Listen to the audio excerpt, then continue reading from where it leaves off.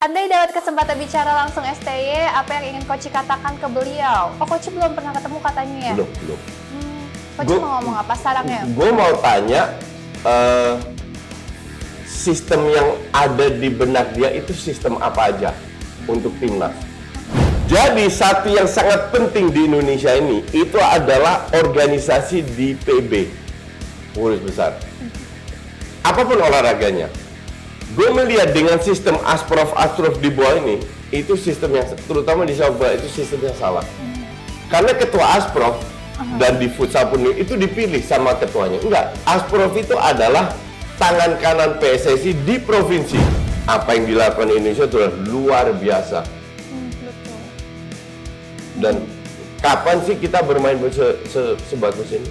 Bahkan gue baca di Twitter ya, itu ada orang yang posting, gue nonton timnas sama kakek gue. Kakek gue bilang, 70 tahun gue nonton timnas, nggak pernah gue lihat Indonesia main sebagus ini.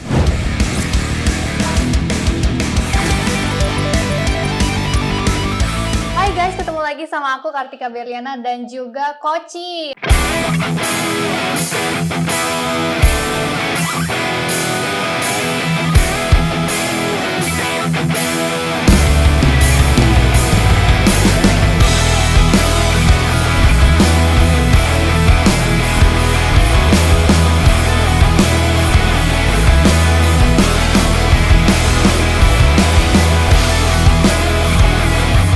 Justin Laksana ini, Laksana Raja di Laut. Kenapa sih Coach? Kok hari ini Coach kayaknya tegang banget, sibuk banget. Karena kita di Just Spill dulu dong Coach. Ada apa aja hari ini sih? Mau kemana? Nggak ada. Banyak taping aja. Banyak urusan ya? Banyak urusan negara. Urusan negara. Pas banget hari ini nih Coach. Kita bakal ngomongin tentang respect. Ya. Saling menghargai, saling menghormati. Kan sekarang banyak banget tuh hashtag respect. Tapi orang tuh tahu nggak sih arti respect sebenarnya? Nah, kalau bagi Coach, respect tuh apa sih? Oh, penting. Sangat penting. Kalau kita tidak punya respect, there is no base, tidak ada dasarnya untuk kita bersosialisasi di komunitas. Dan kalau kita tidak bisa bersosialisasi, tinggal di hutan aja. Nggak perlu bersosialisasi. Jadi respect itu dasarnya. Respect itu kan berdasarkan banyak. Kalau gue bilang respect itu tidak perlu berdasarkan materi. Tapi orang melihat hasil, baru respect. Kita nggak pernah tahu duit itu datang dari mana. Bisa juga dia nggak pernah kerja keras, datang dari orang tuanya. Apa kita harus respect pakai orang kayak itu? I don't think so. Yang kita harus respect satu, itu berdasarkan usia. Itu penting. Respect berdasarkan mungkin ilmu, kayak guru kita atau di mana kita belajar. Tapi gue nggak setuju kalau respect berdasarkan materi atau berdasarkan apa ya, kayak dalam kerajaan gitu. No, gue nggak. Status jabatan untuk gue itu nggak begitu penting. Gue itu berapa kali meeting sama orang penting, sama menteri, sama biasa aja, santai aja. Dan menterinya juga santai. Tapi kalau gue lihat orang ketemu kayaknya terlalu sopan berlebihan. Untuk gue itu nggak penting. Karena tuh gue, semua orang itu sama kasarnya. Apapun agama lu, apapun ras lu, apapun status sosial lu. Jadi gue ngomong sama Kartika, ngomong sama menteri olahraga, ngomong sama satpam di apartemen gue sama. That is respect. Itu dasarnya kalau kita ingin berkomunikasi. Iya, betul. Respect, saling menghormati, menghargai, lebih ke usaha sama nilai dari orang tersebut. Iya, jadi bukan lu harus respect karena dia kaya. No, I don't care. I don't care. Kalau perlu gue yang traktir orang kaya itu, dia nggak perlu traktir gue.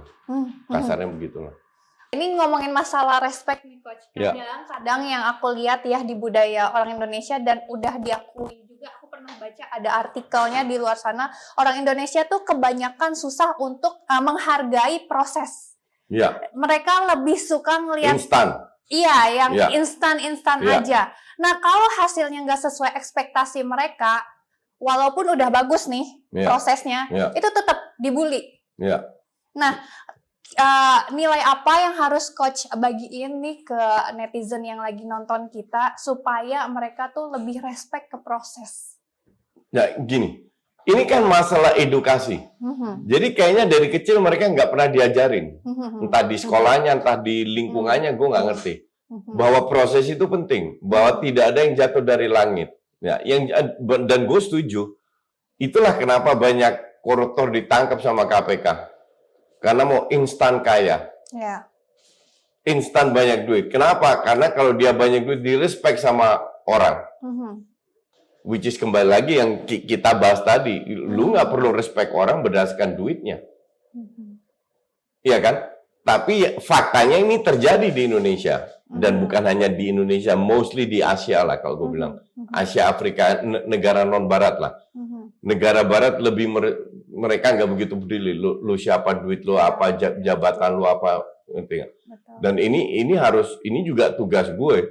Makanya gue punya playlist Just Life di Just Talk member, bahwa gue ajarkan respect itu sangat penting, tapi bukan dasarnya itu apa.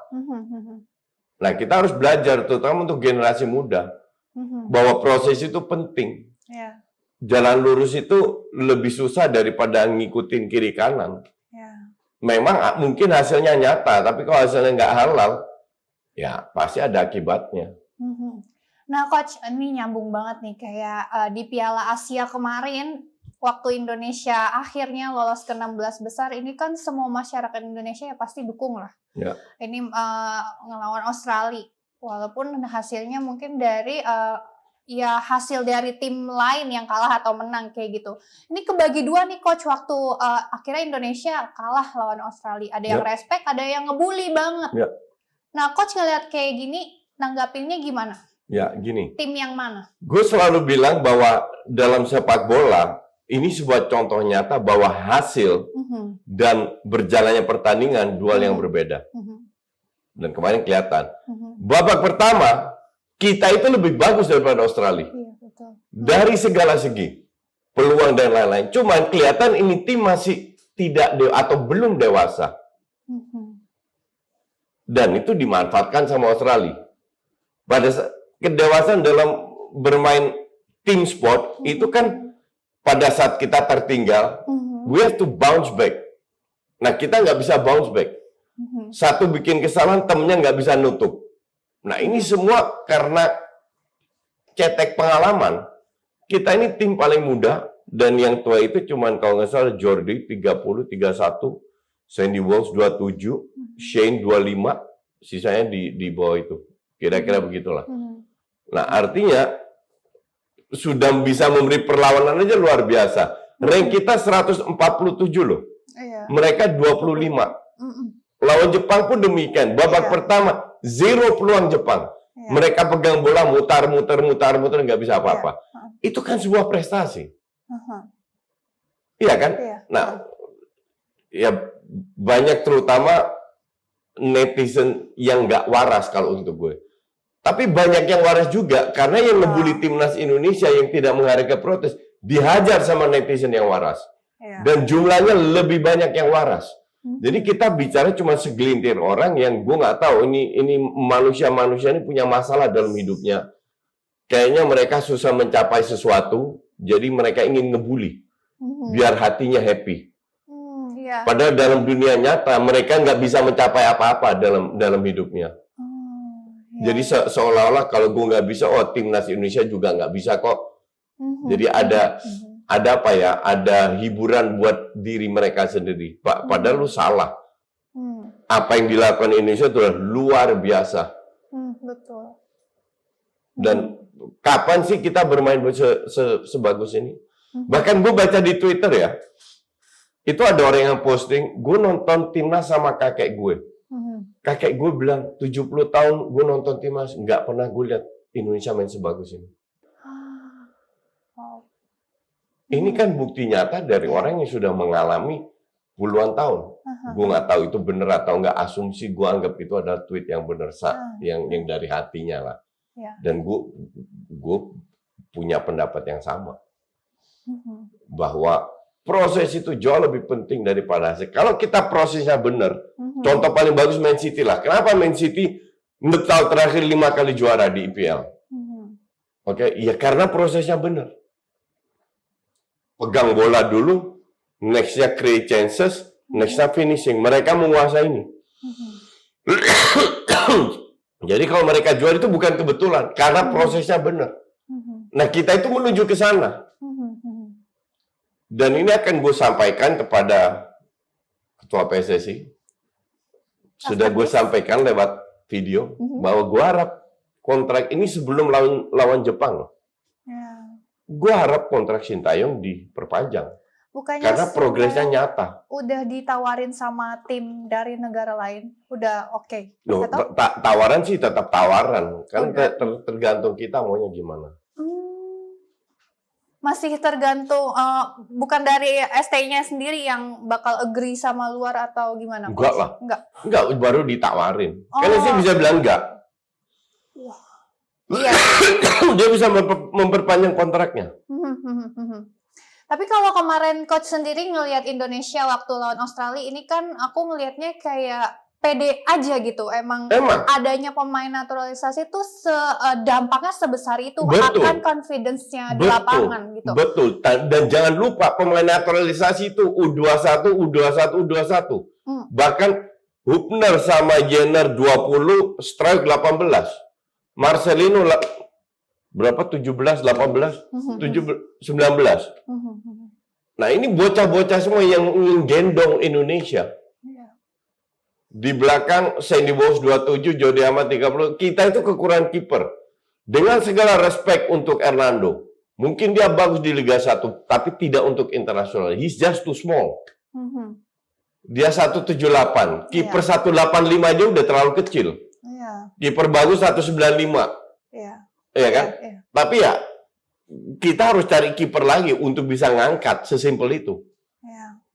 Ini baru main beberapa laga dengan tim yang ini nih, dengan line up yang ini aja udah bagusnya progresnya segini. Apalagi mereka ngejalanin laga-laga lainnya yang emang timnas yang line up-nya seperti ini. Butuh menit bermain. Butuh menit bermain, butuh jam terbang, dan semoga kedepannya ketemu tim lawan yang benar-benar kuat. Tapi emang semuanya harus di bawah STY, Pak. Dia kan sudah bekerja. Dia tahu apa yang dia lakukan dan dia dekat dengan pemain. Dia punya usaha dan ini harus dilanjutkan. Kalau kemarin tuh ada juga yang ngechat aku di DM. Sebenarnya ketakutan kan banyak nih pandit dari sepak bola, coach yang pasti lebih tahu kayak coach itu sebenarnya harus stay lebih lama supaya mereka kan yang lebih tahu progresnya, udah tahu dalamnya tuh seperti apa. Tapi ketakutan terbesarnya tuh apa sih coach kalau misalkan tiba-tiba berubah lagi, apa dari budayanya, ganti pelatihnya, apakah ganti pelatih? MU menunjukkan bahwa pergantian pelatih nama besar, pelatih hebat belum tentu berhasil. Gamblingnya terlalu besar. Bisa lebih bagus, bisa tidak. Sekarang kita lihat percentage kan. Yang kita ini bukan cenayang, gue juga bukan. Yang kita lakukan sekarang adalah memperkecil peluang untuk gagal, memperbesar peluang untuk berhasil. Kalau pelatih baru masuk 50-50. Ya kan? Sekarang lebih mungkin 80 berhasil, 20% tidak. Karena Sintayong sudah menjalani trajek ini. Nah, tergantung PSSI mau pilihnya gimana. Iya, apalagi yang milih pemain naturalisasi ini kebanyakan dari Sintayong sendiri ya, coach yang akhirnya match banget. Ini dibantu sama Menpora. Jadi ada namanya staffnya Hamdan, kebetulan gue kenal juga. Dia yang seleksi pemain-pemainnya, dikasih ke Sintayong milih. Yang mengambil keputusan Sintayong. Wow, dia bisa se-match ini loh di atas lapangan tuh bisa kompak gitu loh. Ya, dan sekarang yang dengan jam terbang cetek aja udah kompak. Apalagi jam terbangnya panjang. Iya, betul. Nah, di situ respect-nya ya coach ya sama Sintayong ya. Ini sayang banget kemarin juga akhirnya nih kayak satu Indonesia abis ngelawan Australia kayak kebelah dua gitu loh coach. Itu sedih banget kita ngelihatnya yang sebagai penikmat ya coach, bukan yang kalau coach kan benar-benar seorang pandit yang benar-benar pengamat banget. Tapi kalau penikmat tuh rasanya sedih aja, sampai ada yang live group loh gara-gara ada yang Sintayong suruh out, ada yang stay. Olahraga itu memiliki banyak komponen. ada dramanya, Iya. ada happy-nya, ada sedihnya, ada marahnya, Iya. ada membosankan. Jadi memiliki banyak komponen. Nah, kalau kita mengakui sebagai penikmat olahraga, kita harus bisa terima hal kayak begitu. Iya. Nah, sementara banyak netizen katrok di Indonesia ini kan maunya cuma menang, ngandelin sejarah trofi. Iya. Menyedihkan gitu loh. Itu memang level netizen kita separah itu. Iya. Maka dari itu, itulah tugas gue untuk mengedukasi, untuk kalau mereka di blok, mereka tahu bahwa ada yang salah dengan lu, bukan gue. Makanya gue blok lu. Nah, hari ini khusus banget Coach lagi ngajarin soal respect. Jadi dengerin ya, share kalau nggak videonya ke teman-teman semua. Kita langsung jawab pertanyaannya Coach. Ada Wasansin 1. Dalam sepak bola yang dibutuhkan bukan hanya skill dan postur tubuh. Ada namanya IQ dan kemampuan reading the game. Mungkin bisa dijelaskan Coach? Setuju banget. Positioning tuh. Gini, ini kan namanya visi. Visi itu tergantung pemainnya. Bisa nangkep cepat atau tidak. Cuman kita itu selalu asosiasikan football intelligence dengan sekolah. Oh iya. Jadi kalau pemainnya pernah kuliah seolah-olah football intelligence-nya tinggi, oh salah besar. Johan Cruyff itu SMP. Dan gue pengen tahu apakah Messi, Ronaldo, pemain top-top semua, Mbappe itu pernah kuliah? Nggak pernah. Ya kan? Jadi nggak ada hubungan dengan sekolah lo atau enggak. Ini masalah. Nah, visi ini bisa dilatih. Tapi lo harus punya bakat. Kayak orang main piano lah. Ya. Kita berdua les piano, kamu punya bakat, aku enggak. Kita sama-sama latihan setahun. Ya. Setahun aku mungkin segini, kamu segini. Progresnya. Karena kamu punya bakat, aku enggak. Ya. Nah, di sinilah kita nggak tahu bahwa sepinter apa pemain tersebut. Tapi bakat bisa kalah sama kerja keras nggak kayak Messi sama Ronaldo gitu? Kalau Messi, Ronaldo punya semuanya, bakat punya, kerja keras juga, semua mereka miliki. Jadilah Messi, Ronaldo. Kalau cuma ngandelin bakat, nggak ada kerja keras, jadilah seorang Adriano. Ngerti nggak? Jadi banyak faktor yang membuat seorang menjadi top of mind. Nah, rata-rata kan nggak kayak begitu. Messi, Ronaldo itu kan langka, ya kan? But that's okay. Karena banyak pemain yang bagus juga tidak sebagus mereka berdua. Iya. Jadi kembali ke sini, ya ini semua bisa dipelajari, cuman butuh waktu. Ada yang cepat nangkepnya, ada yang enggak. Tergantung bakat lagi ya. Ya. Karena kan sebenarnya kayak banyak banget kayak pecinta bola bilang kalau Messi itu simbol dari bakat, Ronaldo simbol dari kerja Enggak lah, keras. Messi juga kerja keras dan Ronaldo juga punya bakat lah. Enggak mungkin. Kalau cuma kerja keras ke Tanjung Priok aja banyak tuh. Enggak dong, Coach beda. Banyak dong. kerja keras tanpa bakat. Banyak dong. Oke, jadi bisa dipelajari ya, tenang aja. Kode T89 lalala. Coach setuju nggak kalau manusia itu nggak ada yang cerdas atau pinter? Semua orang punya otak yang saling melengkapi. Makanya sering terjadi beda pendapat. Seperti tentang sepak bola lah. Pendapat si A gini, pendapat si B gitu. Dan itu bukan berarti si A hebat atau si B bodoh. Hanya beda pola pikir aja. Cuma yang membedakan siapa yang benar pola pikirnya ya dari alasan berbicaranya. Omongan dia dengan alasannya lebih masuk akal dan lebih mudah dimengerti orang lain. Semoga komen gue masuk ya. Masuk. Iya dan tidak. Pola pikir itu satu. Tapi pola pikir itu kan ada dasarnya. Ya. Nah, kadang yang justru gue bilang ini masalah ego. Ada yang nggak ngerti bola, tapi egonya tinggi, wah ngeles terus. Padahal dia udah salah. Nah, pola pikir berdasarkan ego, pola pikir berdasarkan data, harusnya itu cukup kan? Tapi nggak juga. Kita harus belajar mempresentasikan, menyampaikan dengan bahasa susah atau bahasa gampang. Gampang dicerna atau tidak. Ya kan? Jadi banyak faktor untuk menjadi seorang, entah itu pandit, entah itu coach, entah itu apa. Bahwa dia harus memiliki segalanya agar materi yang dia sampaikan bisa dengan cara yang benar, dengan gampang dicerna, itu bisa sampai ke orang yang mendengar. Tapi yang dimaksud di sini, gue nggak setuju sih hebat atau bodoh. Banyak orang bodoh di sini, Mas.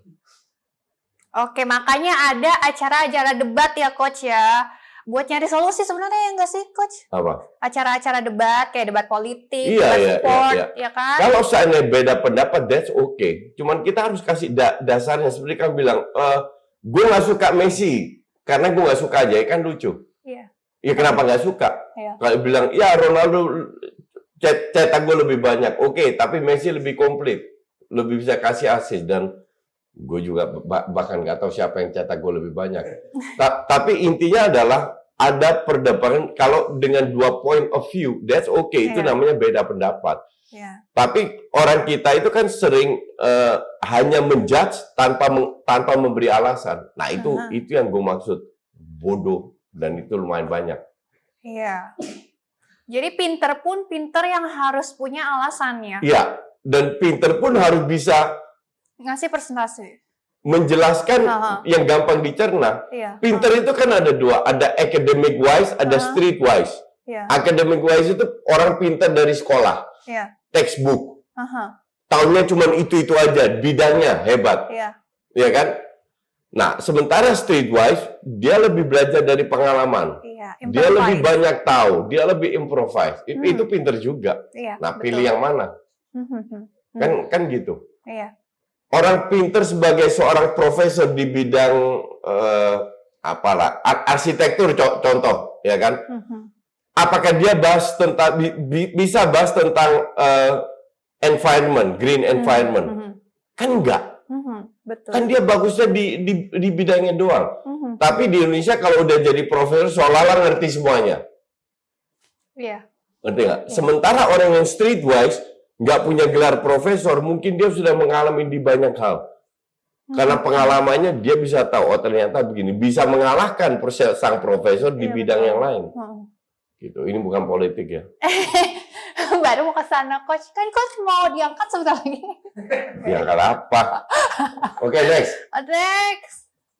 Dwi Wahyu, Coach kan udah nikah. Apa alasan Coach buat nikah lah? Ya, karena cinta dan nyaman. Karena gue udah 4 tahun pacaran.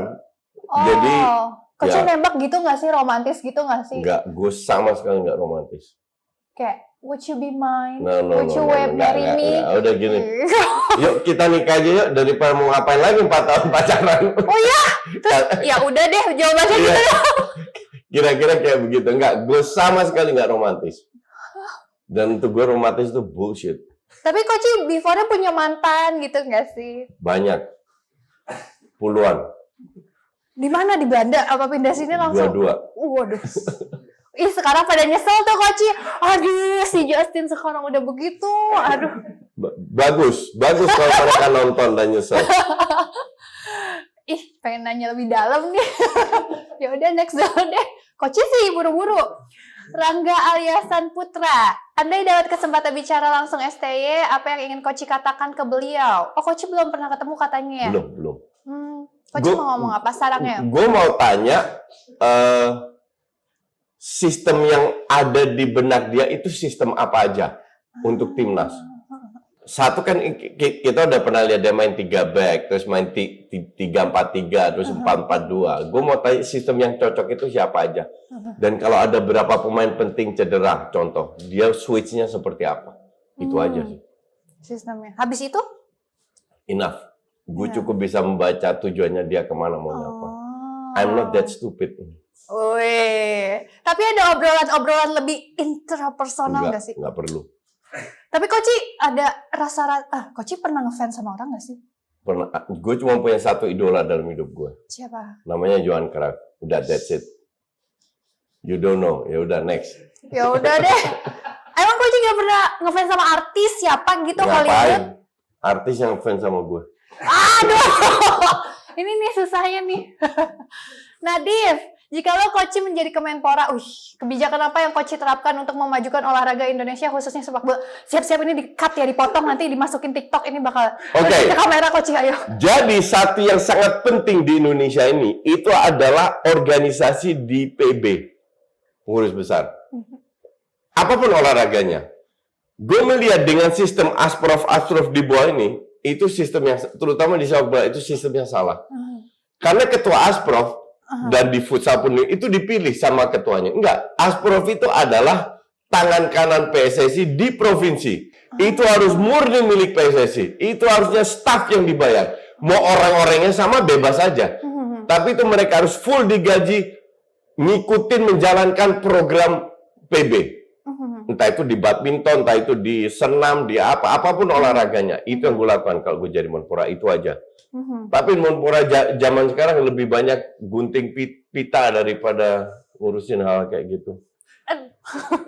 Hidup Koci, pilih nomor 1. Makanya gue nggak tertarik sama sekali untuk jadi Menpora atau whatever. Kenapa sih? Enggak lah, lu ini kayak Kan begini. memajukan sepak bola Indonesia. Emang enggak. Dari 1001 cara untuk menuju Roma. Iya sih. Gue puas dengan cara gue sekarang. Iya. Buktinya gue bisa meeting sama menteri itu. Iya sih. Tapi itu cara terdebes untuk in touch langsung gitu loh. Iya, bukan ini untuk jangka panjang. Untuk jangka panjang, dan gue nggak mau masuk birokrasi dan lain-lain lah.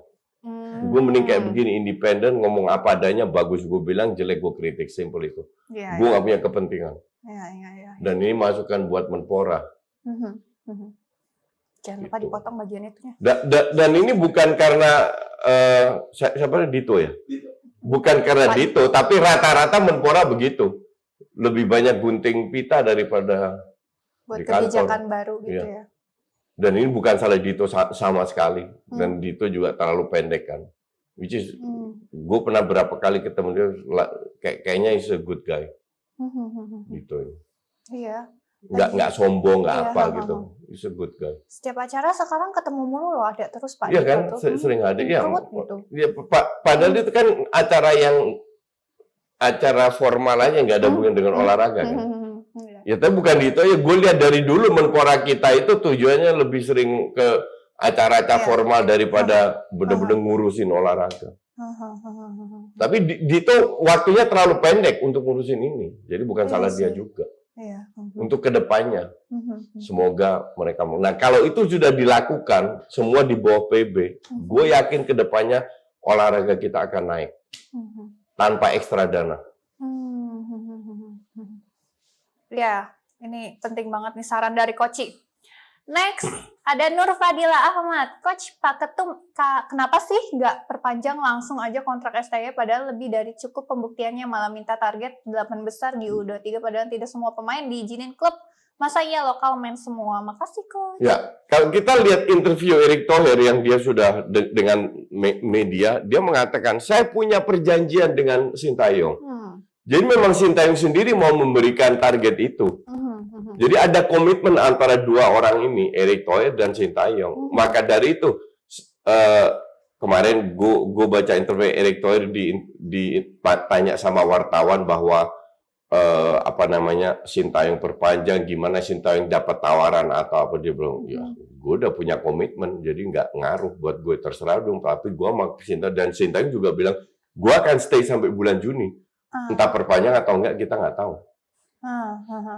Habis coach pulang dari sini, kita tahu nggak tuh? Habis ini gue ke DPI. Chat ya? Habis ini gue ke DPI. Kita jadi orang pertama yang tahu dong, Coach. Enggak. Kenapa sih? Sigit Adi, ada ungkapan tidak ada pemain yang lebih besar daripada klub. Apakah menurut Koci, as a coach, ungkapan tersebut juga berlaku untuk seorang pelatih? Bahwa tidak ada pelatih yang lebih besar daripada klub. Betul. Players dan coaches, they come and go. Klub stay. Klub selalu ada. Pemain, coach itu selalu keluar pergi. Betul sekali. Betul sekali. Dan ini berlaku, ini kayaknya fans Liverpool. Sakit hati ditinggal klub. Jadi ya benar, Liverpool tetap klub besar, with or without klub. Tapi mereka harus bekerja keras untuk bisa mencari orang yang bisa menyamakan prestasi klub, dan itu tidak gampang. Contoh paling bagus ya MU lah. Cenayangan dari coach siapa yang bakal gantiin klub? Enggak, ini bukan masalah ini masalah FSG-nya maunya seperti apa. Sekarang FSG inilah FSG ini beruntung punya klub di mana klub menutupin segala kekurangan, terutama pelitnya. Oke? Industri sepak bola itu it's all about money lah. Money income, money keluar. Money income-nya harus besar, keluarnya tambah besar. Di situ mereka bisa perform. Sementara klub ini melakukan kedua hal, mencari duit banyak dan menjual dengan amunisi yang pas-pasan. Nah, bisa nggak nanti pelatih yang baru melakukan hal kayak begitu? Duit pas-pasan tapi bisa perform. Diberi waktu nggak? Kalau 2 tahun ancur-ancuran, nggak main Champions League, masih diberi waktu nggak? Kan zaman sekarang udah gampang banget pecat pelatih. Iya. Jadi, nggak ada yang tahu juga. Emang kalau zaman dulu susah, Coach? Enggak, kalau zaman dulu perform pelatih nggak secepat ini dipecat. Makanya Sir Alex bisa puluhan tahun, Wenger bisa puluhan tahun, Giroud yang dari non itu bisa berapa? Dari Auxerre itu 30-40 tahun kalau nggak salah. Jadi banyak. Wah. Tapi zaman sekarang nggak ada. Pecat. Kalau nggak perform. Kalau Pep lama kan perform. Klub kan perform, makanya nggak dipecat. Gitu. Dia ngundurin diri sendiri ya. Tapi belum kemarin-kemarin tuh nggak ada isu-isu sama sekali. Terus tiba-tiba nggak perlu aja. Gue paham. Karena gue paham bahwa pelatih itu berat. Job yang paling berat.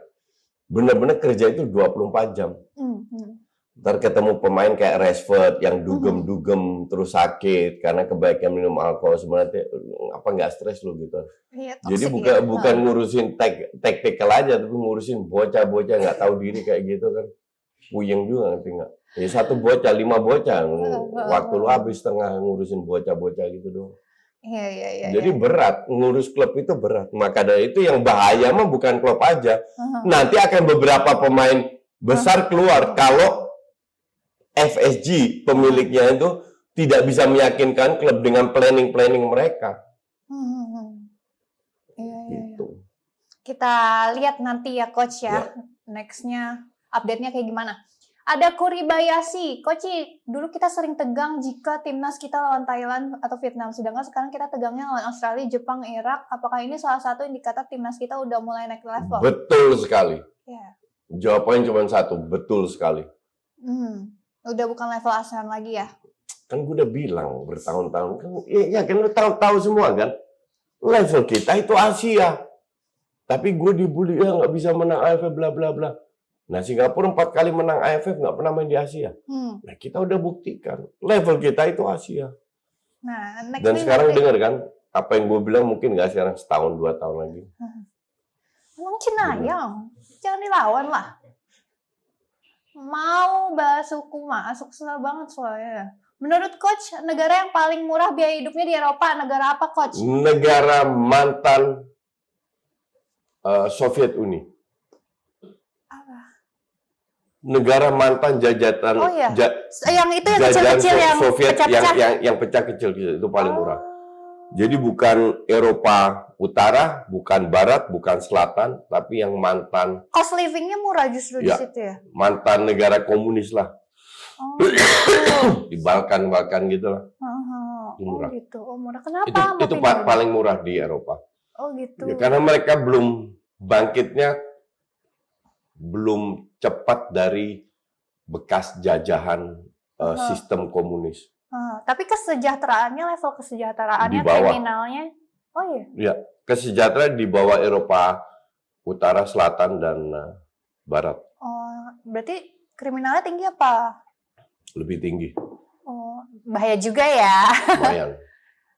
Ya, bagus lah. Tapi nggak lebih murah dari di Bekasi dong, Coach?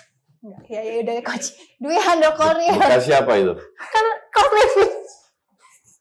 Piala Asia U23 mendatangkan katanya STY ditargetkan lolos penyisian grup jika ingin kontraknya diperpanjang. Apakah syarat itu pantas disodorkan? Lalu apakah timnas U23 nanti komposisi pemainnya akan diambil dari pemain yang di senior ini? Mengingat ini bukan agenda FIFA, sehingga pemain abroad kemungkinan besar tidak bisa bergabung.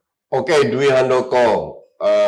Ini pertanyaan yang sangat bagus dan gue yakin ini ada di benak banyak orang. Jadi, Erick Thohir tidak pernah bilang bahwa lu harus lolos baru gue perpanjang. Yang dia bilang aja, kita memberikan target, wajar. PSSI harus punya target. Dan targetnya lolos 16 besar, lolos grup ini di atas kertas masuk akal. Oke? Bukan berarti kalau nggak lolos nggak diperpanjang, beda. Karena untuk memperpanjang butuh banyak faktor pertimbangan. Iya. Visi dan misinya dari pelatih dan PSSI harus pas. Oke. Nah, kalau soal udah 3 lolos atau enggak tergantung. Kalau 4 pemain ini main, kemungkinan lebih besar untuk lolos daripada 4 ini nggak main. Yaitu Hubner, Struijk, Marcelino sama Jenner. Yang jadi masalah seperti yang dia bilang, ini bukan agenda FIFA. Jadi klub berhak untuk tidak melepas 4 pemain ini. Nah, ini yang cilaka. Kalau seandainya yang main pemain Liga 1 ya, sorry itu bukan gue itu ya, gue nggak optimis. Semoga gue salah. Dan itu juga bukan salah Sintayong. Memang kualitasnya. Sekali lagi semoga gue salah, semoga kita lolos. Semoga pemain-pemain Liga 1 menunjukkan bahwa mereka bisa bersaing lawan pemain-pemain luar itu. Pemain muda yang dari luar. Iya. Gitu. Iya, kalau nggak salah STY juga sempat bilang kan kalau Liga 1 tuh harus diperbagus kualitas pemainnya supaya lebih banyak timnas yang diambil dari Liga 1. Ya kan? Ya nggak sih? Iya. Kualitas liga harus ditingkatkan. Iya. Gitu. Iya. Good Dwi Handoko. Next ada Edi Susanto. Apakah mungkin coach kalau kita ganti pelatih bisa melanjutkan apa yang telah dibangun oleh STY? Ya, ini bisa pelatih masuk itu 50-50. 50% berhasil, 50% gagal. Sintayong itu 80 akan berhasil, 20 gagal. Kenapa? Karena dia sudah bangun fondasi. Dia sudah dekat dengan pemainnya, dia sudah membuktikan. Ngerti nggak? Jadi sekarang mau pilih mana? Mau benar-benar pilih gambling 50-50 atau mau pilih memperkecil peluang untuk gagal? Ya itu lu terusin dengan Sintayong. Jadi nggak ada yang pasti. Nah kembali lagi pembicaraan. Bisa juga Sintayong, let's say gajinya sekarang ini let's say aja 1M sebulan. Tiba-tiba diminta, oh kok gue mau perpanjang asal gue minta kenaikan gaji karena gue udah naikin bla bla bla 2M. Ya PSSI nggak sanggup, nggak diperpanjang. Ngerti nggak? Jadi banyak faktor, bukan dari PSSI aja, dari Sintayong juga. Maka dari itu kita jangan terlalu gampang untuk ngebully PSSI. Gue paham dari sisi PSSI. PSSI harus pasang target. Masa PSSI bilang ya selalu udah main aja suka-suka lu, kan nggak mungkin. Ngerti nggak? Tapi bukan berarti kalau target tidak tercapai Sintayong nggak diperpanjang atau dipecat, kan nggak gitu juga. Gitu. Apalagi udah ada isu ditawarin nih sama negara lain. Ya itu biasa itu. Gue aja dulu pernah ditawar. Selevel Justin. Siapa tuh coach? Gue pernah ditawar sama Guam sama Malaysia. Wow. Terus kenapa ditolak? Karena gue baru pindah dari Belanda ke Indonesia, masa gue harus pindah lagi? Capek juga kali. Kan life is traveling. Enggak. Gue gak suka traveling karena gue harus traveling aja. Gue takut terbang. Oke coach, nih kata-kata mutiara. Respect adalah segalanya kalau kalian mau sukses. Kuncinya itu adalah respect. Respect adalah kunci. Ya, kecuali lu mau tinggal di hutan sendirian. Tapi kalau lu masih mau normal di dunia nyata, you have to respect. Respect semua manusia. Tidak berdasarkan status, agama, ataupun sara. Itu penting sekali. Oke, ingat baik-baik. Supaya sukses. Ya. Iya. Koci, makasih untuk hari ini. Koci buru-buru banget. Ya, gua harus... ya namanya karyawan jadi padat. Karyawan. Padahal mau nanyain soal percintaan, ntar ya minggu depan. Kamu bercinta apa lagi? Kamu udah fokus ke keluargamu, nggak usah bahas percintaan aneh-aneh lagi dah. Kan boleh. Untuk netizen aja. Kemarin ibu-ibu di chatan aku di DM banyak, Koci ngerti nggak ya soal percintaan? Kok kayaknya hidupnya rumah tangganya adem ayem gitu. Nggak pernah tuh masuk lambe turah. Adem ayem atau enggak kan tergantung kita. Kalau kita mau bikin ribet ya bisa-bisa aja. Tapi hidup itu simple. Manusia yang membuat ribet. Jadi make it simple. Okay, thanks for watching. See you when I see you.